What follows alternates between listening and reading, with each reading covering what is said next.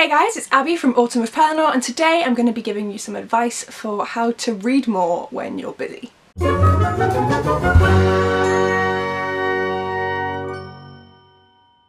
So it happens to all of us. We are sat doing something, sat at work, sat at the desk, and we're like, oh, I wish I was reading more. And we see people posting, oh, I read 44 books this month. Zoe, from You're a Book Nerd, in December.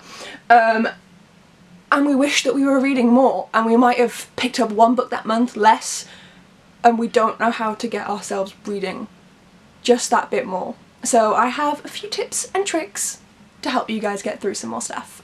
Now, first up is to try and get you to make reading a bit more of a priority. We often do have the time, but it's also prioritising it over other leisure activities which are just as valid. You want to play video games, you want to listen to music, you want to play music. You've got to try and make yourself want to read a little more. So for that, I recommend just watching booktube videos. I'll put the channels that I've subscribed to in a watch later playlist and just sit there and have it run through all of them. This way I have people in my ear, even if I'm doing it while I'm tidying the house or doing the dishes, and they're telling me about what they've read, how much they read, and it really puts you in the mood to read. So straight up, just watching a bit more booktube can be great. If it's just like people's reading vlogs, can really help you want to pick up a book and feel a lot more motivated.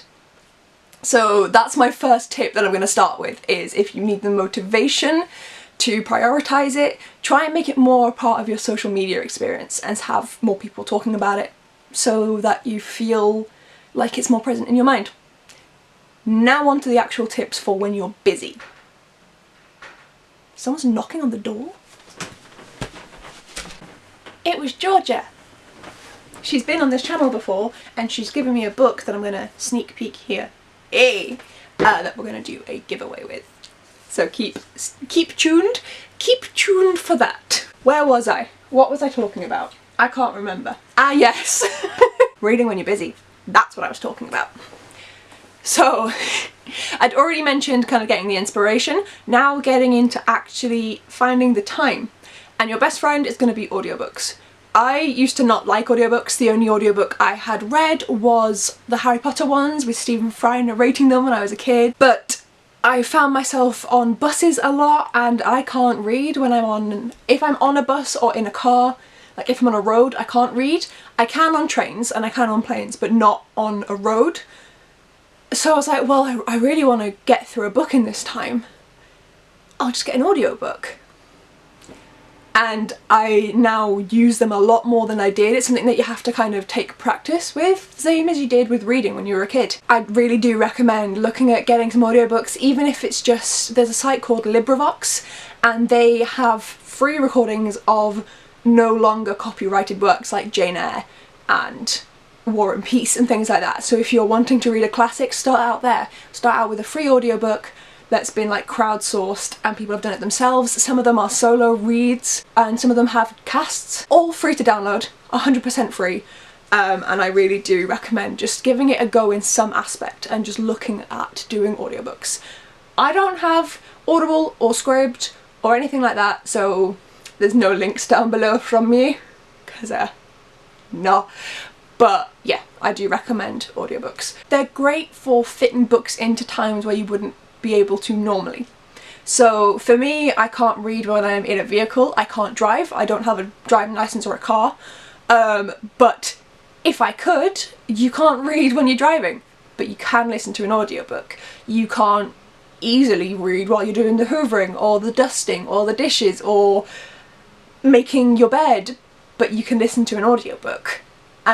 If you've got a desk job which is more repetitive than anything else, and if you're allowed headphones at your desk, you could listen to an audiobook whilst you're at work, depending on your job.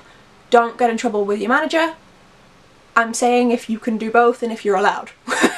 But it just lets you utilise time a lot more efficiently in terms of reading. Because, I mean, even if you do have the hobby of playing video games that I mentioned before, listen to an audiobook while you play a video game. It depends on the game, obviously. Some games you need to be able to hear what's going on, but you might be able to have the audiobook at a volume where you can hear both. I do that with Destiny 2. Or you can be playing something like Animal Crossing and you can just have the cute background music from Animal Crossing and the audiobook going on at the same time. What is the problem with that? For a non-audiobook version of this, something I've also done is whilst Destiny 2's loading, I'll open up a book and just read a chapter, or try and read a chapter, just read a bit of my book whilst it's loading. Now if you've played Destiny 2, it can take a little bit of a while to load. It's not, you know, 30-second load screen, it can take a couple minutes. And if you've got anything like that, whether it's at work or at home, and again you're allowed to if it's at work, you can utilise that time to just squeeze in a little bit extra reading. And if you're having like a gaming marathon, if you've got 3 minutes of loading every time you load into a new screen, you're going to have a decent bit of reading in there, and also it's going to get you further into the book, more interested and more likely to keep picking it up once you've finished playing the game. That is what got me through, I think, 3-4 books that I've just read through recently, is just reading them whilst the loading screen's up on Destiny. And another way to physically squeeze in the reading is to have it on your phone.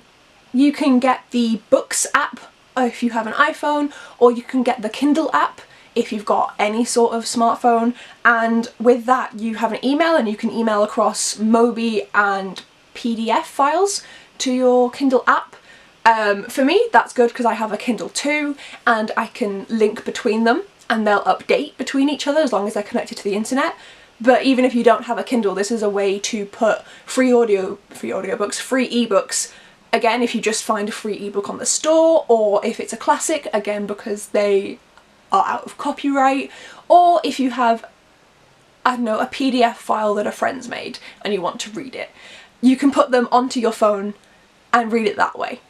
And I love having that option. If I didn't think to take a book with me, or if I have limited space, or I'm not taking a bag, I've just got my pockets, and I can pull out my phone and sit there and read while I'm waiting in the doctor's office, or oh, I don't even know.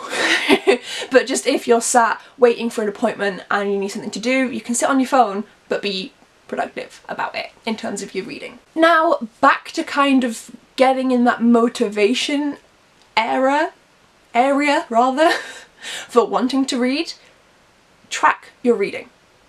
Track how many pages you're reading. I have a little page on my bullet journal where I mark in how many pages I've read every single day. I'll show you my February one because it went quite well in February. Sometimes it does not, and this is a nice even spread of reading and not reading. You can see I don't read every day, but I do read pretty frequently, and I colour it in for the different colours of the books. Simple as. And just seeing that progress can really encourage you and really help you to do more. You can also do things like putting it on a spreadsheet on your computer if you're not a physical notes kind of person. I do that too. I use Sophie's from Portal in the Pages spreadsheet and I put all of my books into there, and it shows you a nice like statistics table and graphs and things, and I really enjoy that. And just seeing the physical progress that you're making with your books can really, really help. And my very last tip, the very last tip, is to read 20 pages in bed. Now straight away some of you are going to be like, what? No, da, da, da, da, da. If you're a morning person, if you've got time in the mornings, if reading keeps you awake, and if you don't have time in the evenings, just whatever, read 20 pages when you get up. Have your book on your bedside cabinet or in your bedside table, whatever you want to call it, and read 20 pages when you wake up. Or read 20 pages before you go to sleep. If you're the sort of person, my dad, when he's reading, he really loves reading, but it sends him to sleep. He gets really tired when he reads. So you could read 20 pages before bed.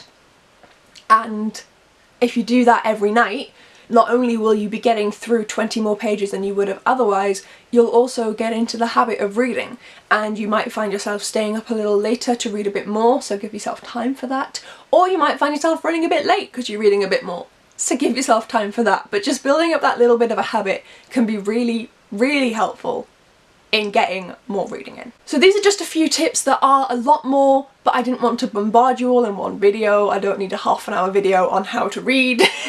But if you guys do want any more tips, we can chat down in the comments below. Make sure to subscribe to my channel if you want to see any more from me, and all of my links to me elsewhere on the bookish internet are down in that description. Thank you so much for watching, guys, and I'll see you in my next video. Bye!